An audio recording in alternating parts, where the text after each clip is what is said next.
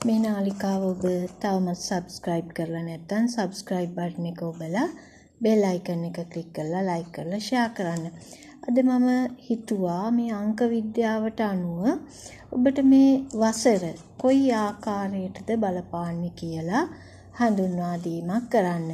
මෙය අංක විද්‍යාව අනුවයි ඔබට මම කියා දෙන්නේ. අපි බලමු ඔබගේ උපන් වර්ෂය මෙතෙන්ට අදාළ වෙන්නේ නැහැ. ඔබ උපන් මාසය ඕනෑම මාසයක් වෙන්න පුළුවන්. ඒ වගේම දිනය.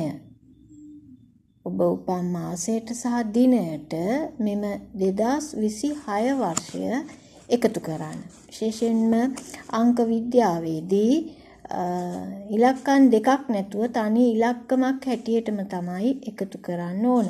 අපි හිතමු කෙනෙක් ඉපදිලා තියෙන්නේ උදාහරණයක් මේ 9 වෙනි මාසේ 10 වෙනිදා කියලා. එතකොට අපේ පුද්ගලික වසර ලෙස අපිට ගන්න පුළුවන් වෙන්නේ 9 වෙනි මාසේ 10 වෙනිදා. කියන්නේ 9ට එකතු කරනවා එකක්. 10 කියන එකේ බිඳුව ගණන් ගන්නේ නැහැ. ඊළඟට අපි ඒකට එකතු කරනවා 2026 වසර. එතකොට 2 2 4 4 6 10යි 9යි 1යි 10යි එතකොට 1යි 1යි 2යි. එතකොට උත්තරේ ලැබෙන්නේ 2.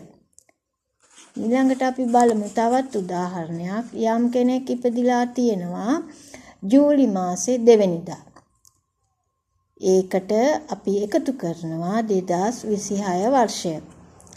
7 වෙනි මාසේ 2 වෙනිදා 7යි 2යි 9යි 2යි 11යි 11යි 2යි 13යි 13යි 6යි 19යි 19 අංක දෙකක් නිසා 1යි 9යි එකට එකතු කරාම 10යි උත්තරේ. 10න් බිඳුව කැපුවාම 1 තමයි උත්තරය හැටියට ගන්න. අපි බලමු කෙනෙක්ගේ ජීවිතේ මේකේ අංකය ඔබේ පුද්ගලික අංකය බවට පත් වෙලා ඔබ මේ වර්ෂය කොයි ආකාරයටද කටයුතු කරන්න කියලා. මෙහිදී විශේෂයෙන්ම කියන්න ඕන මේ අවුරුද්ද විශේෂයෙන්ම ලොකු පෙරලියක් කරනවා අංක 1 පුද්ගලික වසර වූ අයට. විශේෂයෙන්ම සුබදායී වසරක් බොහෝ සතුටින් සිටීමට පුළුවන් වෙනවා. අලුත් දේවල් ආරම්භ කිරීමට සිද්ධ වෙනවා. ඒ වගේම ඉදිරියට කරගෙන යාමට ශක්තිය ධෛර්ය නිරතුරුවම ලැබෙනවා. ඉවසීමෙන් කටයුතු කරන්න ඕන.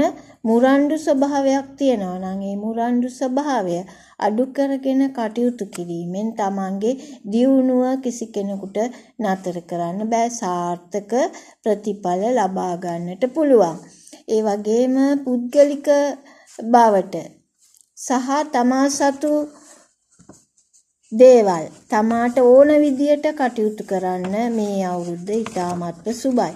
ඔබ ඔබගේ පුද්ගලික තීරණ ස්වාධීන තීරණ ගතහොත් ඒවා දිගින් දිගටම ක්‍රියාත්මක කිරීමෙන් ඔබට ඉතාමත්ම සුබදායක ප්‍රතිඵල ලබා ගන්න පුළුවන්. ඔබ ස්වාධීනව තීරණ ගැනීමට හැකියාව තිබෙනවා. ඒ වගේම ඔබ බලාපොරොත්තු වෙනවා නම් අලුත් රැකියා සහ ව්‍යාපාර කටයුතු කිරීමට ඒක ඔබට සම්පූර්ණයෙන්ම ආරම්භ කිරීමේ වාසනාවක් මේ වෙලාවේ උදා වෙලා තියෙනවා. ඉතා සුබයි. ඔබ ඔබගේ අලුත් දේවල් නිර්මාණය කරගන්න අලුත් ව්‍යාපාර කටයුතු ඒවා කිරීමෙන් ඔබට විශාල දියුණුවක් ලබා ගන්න පුළුවන්.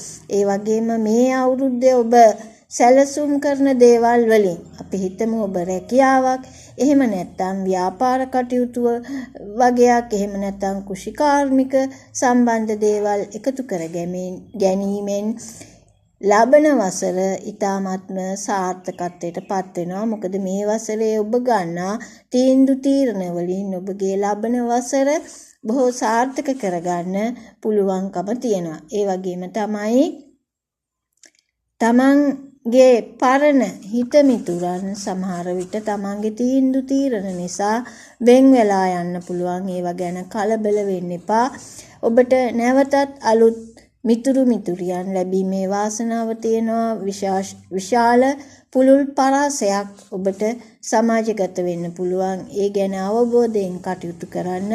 ඒ වගේම ඔබ බෞද්ධයෙක් නම් තමන්ගේ ආගම ධර්මය හොඳට අදහන්න විශේෂයෙන්ම තමන් තරුණ කෙනෙක් එහෙම නැත්නම් වැඩිහිටි කෙනෙක් නම් තමන්ගේ ව්‍යාපාර එවැනි රැකියා අවස්ථාවලදී උදේට බුදුන් වැඳලා සවසට බුදුන් වැඳීම, දුන් ඇල්ලීම, දෙවියන්ට ඥාතීන්ට පින් අනුමෝදන් කිරීම, නිතර පින්කම් වල යෙදෙන්න ඔබේ ජීවිතය ඉතාමත්ම සාර්ථක වේවි. තෙරුවන් සරණයි.